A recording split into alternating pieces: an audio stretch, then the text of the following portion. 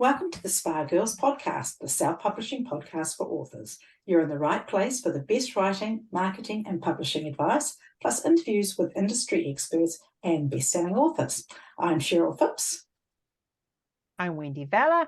I'm Shar Barrett. And I'm Trudy J.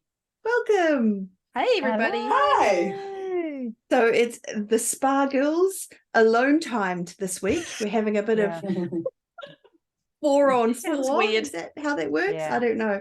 That also sounds weird. Let's But that just sounds kinky. Yeah, let's let's move move on. on from that. You guys write romance. You'd think you'd be like more No, open to this kind of no. thing. Romance, No. dude. We don't write the other stuff.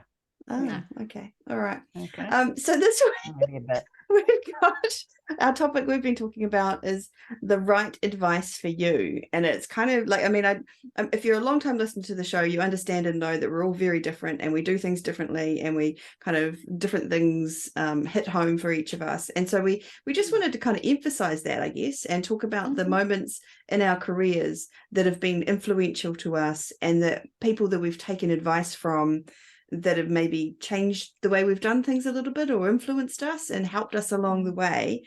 And we'll talk about what that advice was and how you can use it yourselves in your own writing career. But it's just to also emphasize, in my mind anyway, that different advice hits home for different people, and that's okay. And you don't have to be, if we're raving about one person and you kind of go, oh, that's a bit weird, that doesn't matter, because that just means that it's not the right advice for you. So hopefully that makes sense. So where do we want to start, guys? Who wants to go first? Why don't you go first? Me? Oh, Yeah. good grief. All right. Well, okay. For me, I'm going to talk. So the person who's influencing me at the moment, anyway, that this is not a historical one. This is I'm part of one of her groups that she has is Renee Rose, and she has the monthly. Her and Lee Savino run the abundance mindset thing. I don't even know what it's properly called, to be fair. I just turn up to these monthly live calls, and the awesomeness ensues. And we just talk about mindset and how to open yourself up to earning more money, and how to, all the blocks that we subconsciously have that we don't realize. And I'm just right into that stuff. So, and Renee has just a great energy about her, and the way she talks about money and just the energy around us. I just think I love that. So for me, it's the feeling of when you feel like you can't do it, or you are worried about something, and you can kind of feel yourself closing down as soon as you're worried about your book not being good enough, and look, I'm shrinking in the picture as I talk about it. And on herself. Yeah, and then versus the energy of being really excited about something and being really happy for this book and loving your books. That energy feels so different, and that to me is basically what she talks about, is being excited, being in love with your books and your career, and thereby being able to kind of push yourself out there and do the things that you need to do. And that's something I struggled with. Manifesting growth and mindset and everything for your career. 100%. And let's say 3 years ago, I didn't know any of that kind of stuff, and I was worried. I was down on myself. I was judging myself. I thought that I didn't know how to write properly. I wasn't a good person. I wasn't successful, and it was all my that's where I was at. And now I am not there. Now I am confident, happy, excited about writing, and that is down to a series of different people I've worked with, but Renee is just the one that's inspiring me at the moment with that. So and we've had both Renee and Leon this year, actually. So we might obviously any podcasts or things we talk about, just to give everybody a little, if you're running and you don't need to stop and take a notebook, because we will link to them in the show notes. But I like that. It's a positive way, and I think a big part of that is being proud of yourself and what you're doing, and a lot of us don't feel that. Right? And it seems such a simple thing, but it is, and it permeates everywhere if you don't feel proud of yourself, if you don't love what you're doing. And I think it affects everything that you do. So anyway, sorry. Okay, so who's next? Wendy? No. Oh, yes. I'm sure she opened her mouth then. Yeah. No, you opened your mouth. You get to go, Wendy. I'm not a huge mindset person, so I don't really go down that road. But I guess for me, a few things. I always felt like I needed to be learning craft, and even when I got to the stage where I was writing a lot and started to get some success, I still was like, oh well, there might be another way to do it, and maybe I need to plot, and maybe I need to this. And then I went to a conference, I can't even remember how many years ago, and before that we knew Bella Andre was coming, and of course you all know who she is, and we met her, and she's the most delightfully open, positive woman who is actually genuinely interested in you as a person. Everyone she meets, she's just a great lady.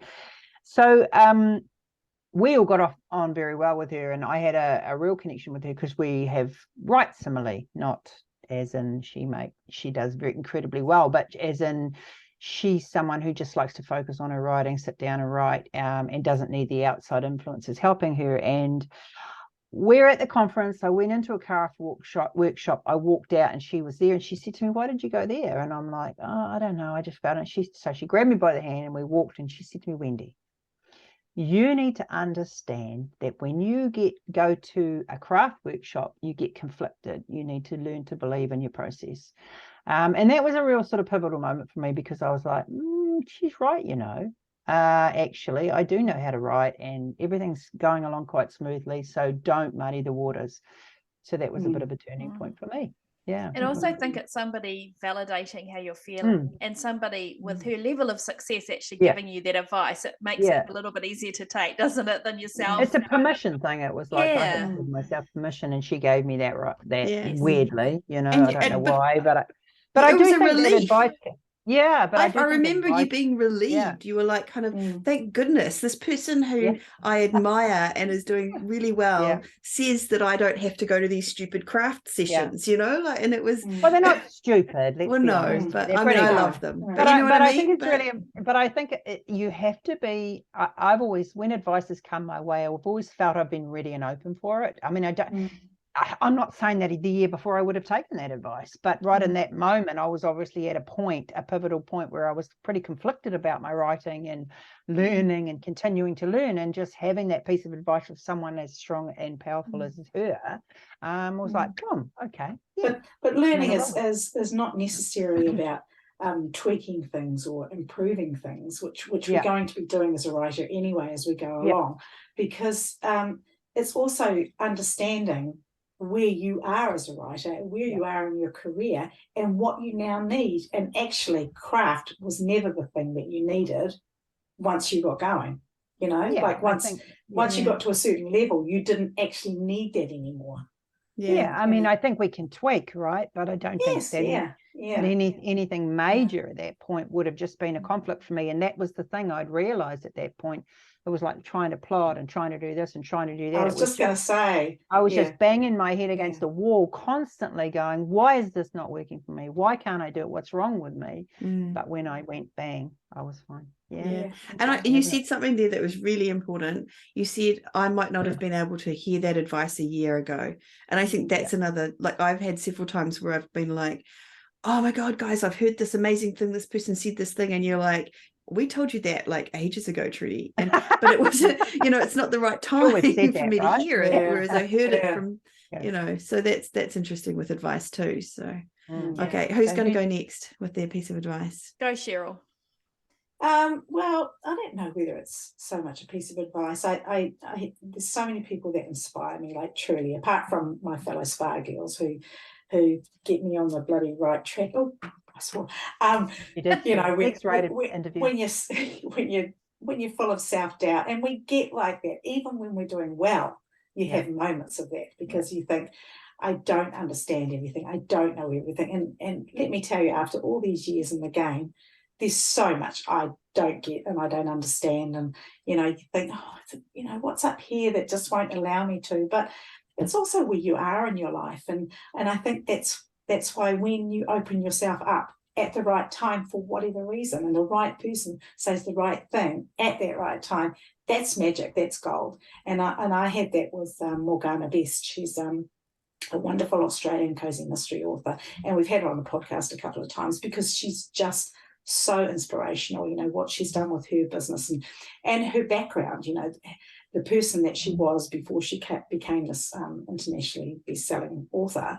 You know, I mean, some people would have crumbled at those obstacles, but she didn't. She persevered. Not only did she persevere, she put her heart and soul into it, and she made her business what it is. And I'm just really grateful to have a person like that in my life, who I do see as a mentor, and I have said that to her, and she's poo-pooed the whole idea, because that's how genuine she is. She doesn't see herself as that kind of person, but to me, she is, you know, somebody I look up to, and it's who I want to be when I grow up. But what yeah, sort of stuff has she inspired you to do, Cher? Just take a leap of faith and a little twist in my cozy mysteries and entering into the world of paranormal. And I don't know how that's going to go. I don't know what that's going to look like for me, but with somebody, it's going like to be a great story. I love your story, Cher. I'm just saying. But she inspires me, and she has filled me with the passion to do it. To, like, you know, maybe when I should be hunkering down with my contemporary cozy mysteries, take this leap of faith that this is also going to work, and I can do both. I know I can do both. So yeah, watch this space. Awesome. That's cool. That's amazing. All right, Shah, your turn. I mean, we are coming from an incredibly privileged position here, having talked to 370 odd guests. Well, actually, no, it's not that many guests, but you know, we've well over 300 in our podcasting time, and so I recognize that. But I think for me, it's going back a little bit further into the past, actually before the days of self-publishing even, and back into the kind of attending a writers' conference, submitting, going through that, you know, the old trad process. For our newer self-publishers and newer writers, that will be a bit of a mystery, but a lot of us came through the ranks and you know, doing that and really recognizing it was sort of like a 2% chance and all that. And so that one of the people I most remember from that time was attending an RWA conference in 2012, and Stephanie Lawrence, the Australian historical romance writer, gave a really powerful speech on, and I can't necessarily remember the you know, detailed content, but really it was very empowering, and it was about that we are basically in charge of our own businesses, and the power is with the writers, and the power is with us, and self-publishing is going to basically change the world. And that it's, when you're dealing with publishers and things, it should be, it's a partnership, not a, and it was really about setting the power imbalance. And I mean, isn't that reflected in today? It's all about power imbalances, but you know, won't get into that. But it was a really brave speech to make, particularly in a ballroom where it was filled with mostly traditionally published writers, mostly traditional publishing industry people. And she got a standing ovation from a lot of people. I was the only one at my table, just saying, that stood up. And I kind of was shocked by that, because I thought it was good news for everybody. But it also reminded me that I think women sometimes struggle to take that power kind of thing, and I'm grateful for people like her who had done incredibly well through the traditionally publishing process, and she could have been literally cutting her supply off, if you like, of traditional contracts or whatever by kind of making that. And it's only looking back now, I think that was really, really brave, and I think she would have inspired an awful lot of people watching and listening. And she's a pioneer when you think about that, because I remember that conference, and that was a long time ago. And if you made that same speech now, it wouldn't cause a ripple. But at the time, it would be self-publishing wasn't a thing. Yeah, absolutely. And I think what really made it impactful was somebody of her status. You know, it was easy for self-publishing to be dismissed as sort of, you know, it's, you know, the slush pile that nobody's going to want, you know, whatever, let them do their little ebook, because who's going to read them? And you know, like everything, it took then the RWA a while to catch on to the power of it. But I remember that very fondly, and kind of making a real impact on me. And also on a personal note, again, ladies and female writers that have been around a long time, New Zealanders like Robin Donald and Daphne Clare, Harlequin authors of 100+ books, again, real pioneers of their time. And, you know, they would talk, we had the luck of attending an in-person kind of workshops with them for those of us in New Zealand. And I mean, I think people travel from Australia and UK as well to attend them. But this was in the days before truly self-publishing came about. And they would talk about, in those days, writers were literally contracted not to talk to each other. You didn't share your income, you didn't share your royalty rates. Like, you know, it was very closed down and purposely slow, because, you know, the last thing publishers wanted was authors comparing notes. And so they would send faxes to each other. I'm not saying Robin and Daphne did this, but in general, that's how writers communicated when you're on the other side of the world. And again, I'm really grateful to those sort of people that shared their knowledge. And we had very, you know, you didn't have the internet. And, you know, I just remember at the time, I was really struggling to finish everything. And Robin said to me, just trust in the process. And I just didn't get that for about 10 years. Yeah. And what you're saying is, you're not going to know it. You're not going to know it. You just got to trust that you have to go through this painful process, like pain as in not knowing what you're doing process. And I thought there was a magic secret, and there wasn't. So that's my takeaway. So that's a very long way-winded say, just cheers to the pioneers. Yeah. Nice. I like that about Robin trusting in the process. That's a big thing, because you kind of want to know how to do it, right? That's the biggest thing, I think, when you get someone who's new and they just go, like, well, how do you do it? What's the magic pill or the secret that all of you other writers that have been doing it for longer know?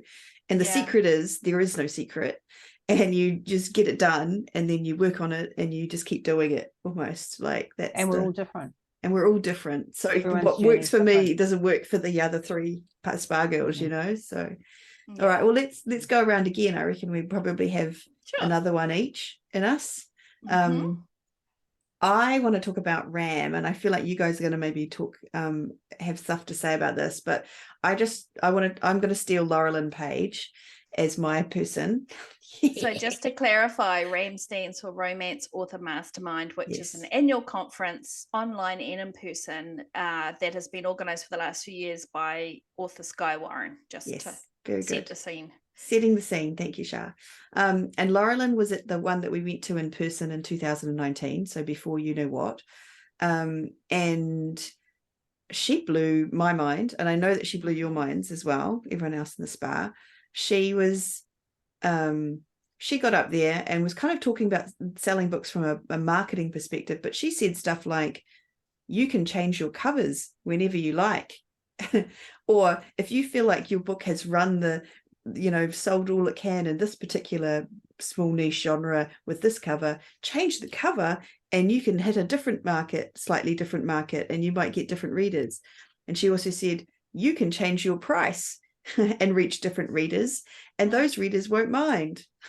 Because there was that whole thing of like, oh, I can't change it to 99 cents because all those people who've bought it at $5.99 are going to be upset with me. And her point was, those are two very different markets. And that blew my mind. I mean, it's I hadn't ever thought of pricing as being a marketing thing before. And I mean, maybe that was very obvious to other people in the room, but it was not obvious to me.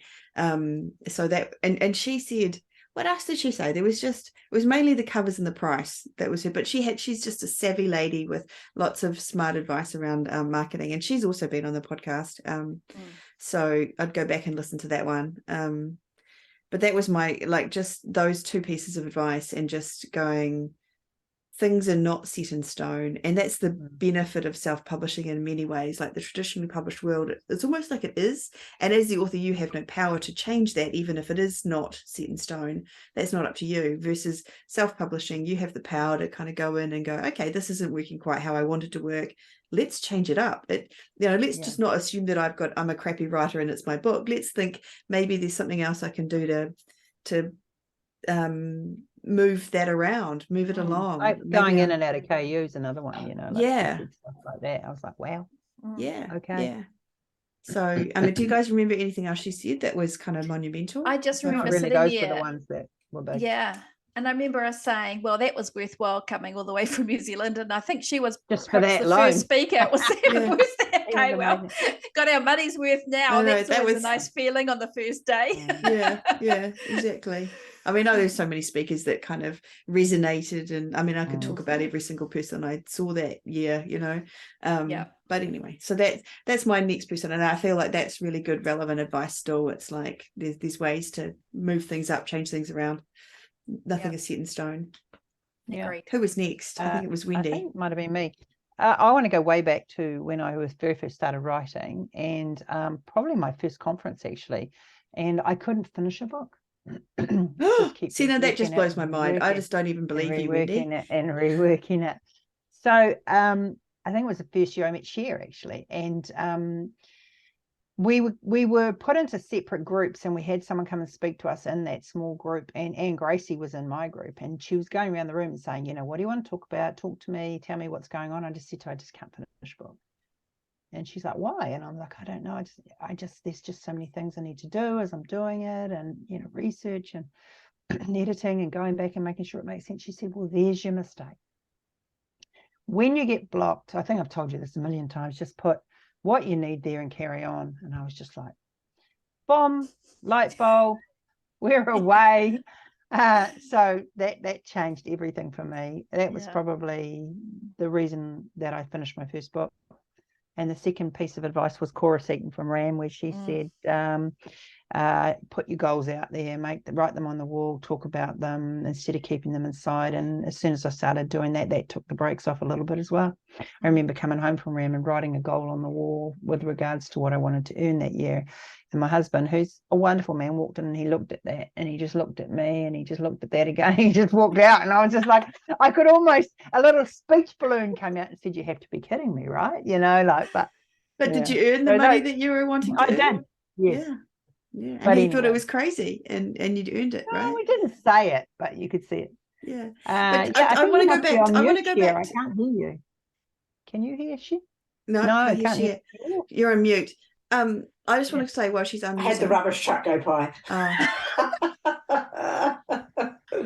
I want to go back to this whole idea of Wendy Valor not finishing a book. Like, if you're listening to this podcast, you do not understand. Like, I didn't know Wendy at this time, so this is before my time. And the Wendy I know has always been able to finish books. The Wendy I know had like 20 books that have been finished sitting in a drawer somewhere, and still writes more books and has books coming out of her, I don't know, various holes in her body. She writes so many books.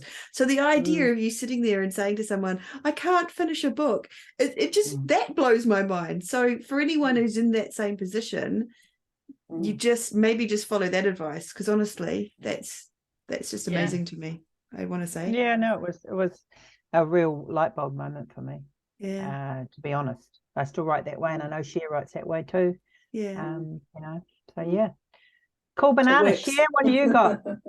Well, actually, I mean, you've touched on a lot of people that touched me as well, but a person that really made a difference to my writing was actually an editor that it took me many years to find, and I don't even know how many editors I've had, but in the early days it would have been a lot.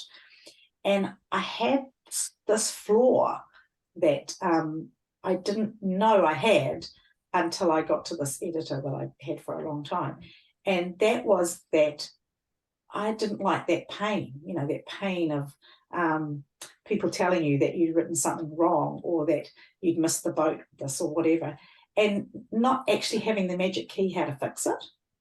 But when I got this editor, it was prior to I started writing Cozy Mysteries, and she not only told me what was wrong, she told me how to fix it, and also reasons why it needed to change, and that was absolutely invaluable to me, and it has made me a better writer. It has made me need less editing than I did, and I don't think I really improved my writing till she became my editor. So I think that was a real eye-opener for me, in that not all editors are created equal, even though potentially they're as good as each other. they have to speak to you. You know, they have to understand you and how you're writing, and you have to get what it is they're saying. You know, it's not just saying use this word instead of that word. It's like understanding why, or, you know, not necessarily understanding where all the commas go, although we'd love that. Love to know that. But I'd like to know where any comma goes. I'd like to know where they go. If anyone knows. I think I know, but then they're a apparently mystery. not. But yeah, no, that was huge for me, and I think it's actually really, really important in your writing career to have an author that gets you, an editor, yeah, and wants to make you better. You know, like that's a source of pride for them to make you better. Yeah, I agree 100. What about you, Shah? Have you got anything new? Yes, like you say, everybody just tick all the boxes at RAM. But I'm a big podcast junkie, and one podcast that I listen to consistently, and I have done for years, is Kathy Heller's podcast. It used to be called Don't Keep Your Day Job, and I think it's just changed to the Kathy Heller podcast. I'll double check that, and I'll put the link in the show notes. But she's very much not dissimilar to what Trudy was talking about abundance mindset and that kind of thing, which, you know, I totally get those that are cringing listening to me say that and saying, you know, it's all kind of woo woo. Well, believe me, I'm into the woo woo, and she's not coming at it from a woo woo place, although I am very open to that. But it's really more about kind of going back to loving what you're doing, and also that nobody can tell the story, whether it's a story through a product that you're creating, or whether it's a book you're writing, or it's a song you're writing, or a dress you're designing. It's all about knowing, like, having that true belief that nobody else can create what you can, and nobody else can tell the story that you can. And it's about kind of, I just find it really inspiring. She has very, very, very interesting guests on high level. You know, some of them I jibe with and some I don't, but highly recommend that for a little dose of weekly positivity and kind of motivation. So that was Is there a particular episode or something that she said that's really inspired you? So the ones I personally like are the people that, well, I mean, I suppose it's the story that we all like, the ones that have kind of struggled to get it right, first of all, and they've kind of learned from their mistakes, or they've kind of gone into something in one way and then it's kind of pivoted in the next. Off the top of my head, not particularly, but, you know, some of them have had people that I thought have had it all together, and then they talk about like where they've come from, and you realize that they're in a bigger mess than I was, and that's why I find that really inspiring. I think a lot of people are like that though, right? Yeah. So you look at someone and think they're together and they're not. Yeah. What do they say? You never judge a person by the Instagram photos or whatever, and that is so true. And I mean, like, you know, it's easy to think that, and I think these days of filters, whether it's a filter for our faces or a filter for our lives, like, just recognize that everything you see is going through a filter. And so it's just more that. And I also really like her attitude, and I find she's unrelentingly positive, which I admire greatly. I am not that way, but I just, you know, like I say, sometimes, and I just find it really inspiring, and also just her in herself. Like, she started off writing songs. She wanted to be like the next Taylor Swift. She wasn't, but she pivoted, and so she was writing songs for TV ads, which arguably would have made more money, like maybe not T Swift, but, you know, incredibly well. And so then people were coming to her saying, well, how did you do that? And so then she ended up in this sort of path of teaching, like broadening the same lessons for a wider business aspect. But it was really somebody that didn't fulfill their dream, but using the skills they had to pivot another way. And so when one door shuts, another opens. Yeah, and we've often seen that with self-publishers too, haven't we? The different self-publishing authors, they might start off in one direction, but often they will find success when that one way or that one door has closed or hasn't given them what they wanted. And I find that really inspiring. No, 100%. I agree with that. Awesome. I think we've all pivoted at some stage or other, and, you know, you're not tried something different. Everybody will. I think we've had very few that have got it right out of the gate and are still on that same thing. Very few. And even the people that get sold as one, you know, like their first book wonder kind of thing. Like I always think of Hugh Howey, and they were like, oh my God, this, you know, this is years ago, but you know, when he put his first book out, that this was this, you know, first ever book. And actually, no, when you looked at his career, he'd written sort of, I don't know how many, let's say 10 books before that. It's just this was the one that hit big, and this is the one that everyone knew. And I mean, not always. We've had, I'm just thinking recently, young Amelia Rose that was on, and she knocked it out of the park, but approached it very differently with her subscription model and writing. But very often when you see somebody, a debut author, particularly in a really established genre, coming out, very often that might be a pen name for an author that's already got the miles under the fingertips kind of thing. So again, what I said before about the filter, don't look at that person if you're just starting out and think, well, I'm not that, because they've got all of that knowledge and lessons that they've learned along the way behind them. So don't or what's wrong with me that I can't be there right from the start. Yeah. 100%.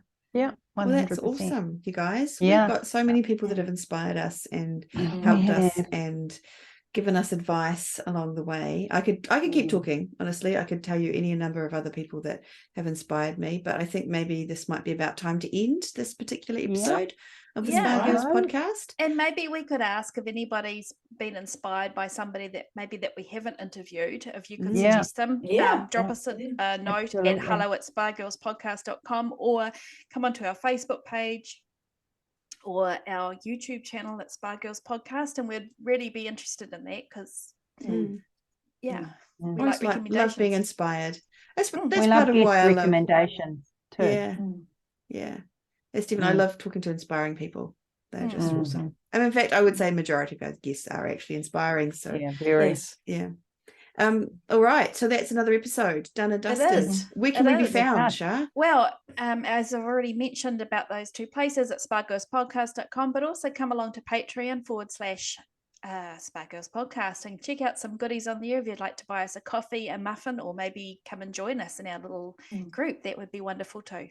Awesome. Well, thank you all for listening to another episode of the Spa Girls Podcast. We've loved having you here with us. But for now, it's farewell. Goodbye. Take care. Bye.